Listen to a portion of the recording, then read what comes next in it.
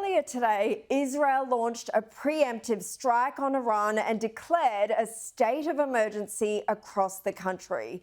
It's a dramatic escalation of the current tensions in the region, and the Jewish state is now bracing for retaliation from the Iranian regime. Dozens of Israeli aircraft took part, targeting nuclear sites, long-range missile facilities, and high-level individuals. Tehran has already confirmed Islamic Revolutionary Guards chief Hossein Salami, the so-called head of the snake, was killed in the attack, as Israel says was Iran's chief of military, Mohammad Bagheri. Another senior Revolutionary Guard official and 2 nuclear scientists were also taken out. This mission didn't just come out of thin air, though.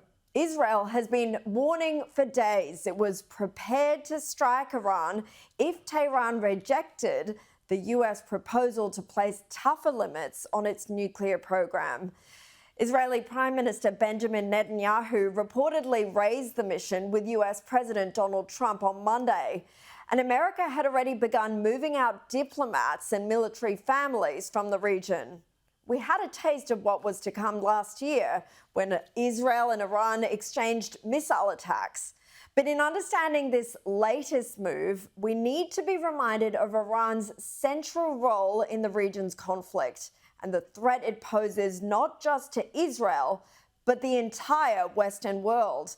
Iran has been making rapid progress in building a nuclear program, amassing large amounts of highly enriched uranium. Just yesterday, Tehran announced it had built and would soon open a 3rd uranium enrichment site. The US has warned the Islamic Republic would only need a few months to produce a nuclear bomb. For decades, the tyrants of Tehran have brazenly, openly called for Israel's destruction. In recent years, Iran has produced enough highly enriched uranium for 9 atom bombs. 9. Let that sink in. 9 atomic bombs. Of course, it's terrifying to see the conflict intensify and consider the possibility we could be on the brink of a world war. But the reasons for Israel's military action need to be put in context.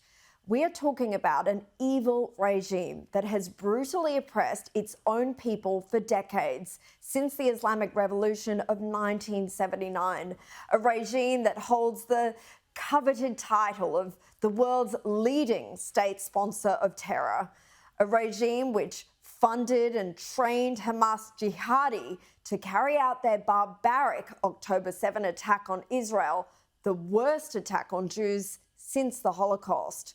A regime that has sponsored the Houthis in Yemen and Hezbollah in Lebanon, terror groups that have launched attacks on the Jewish state, and in the Houthis' case, more than 100 foreign ships in one of the world's most important commercial waterways.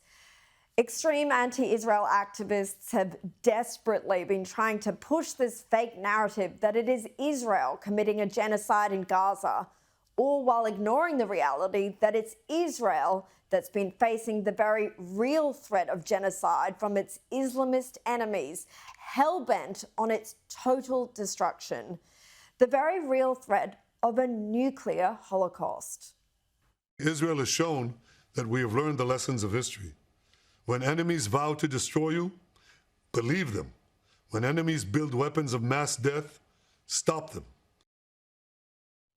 It felt like deja vu when Australia's Foreign Minister Penny Wong this afternoon repeated virtually the same warning to Israel she issued immediately after October 7.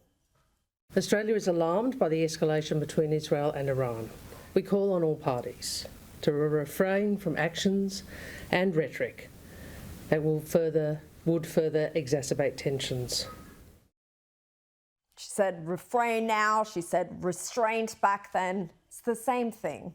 The Greens, meanwhile, seized yet another opportunity to demonise Israel. Foreign Affairs spokesman David Shoebridge describing the strikes as another breach of international law and comparing them to Putin's strikes on Ukraine.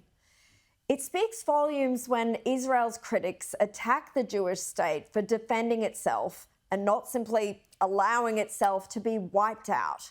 Israel is fighting a war not just for its own survival, but on behalf of all Western civilization. And for that, we should be grateful and supportive.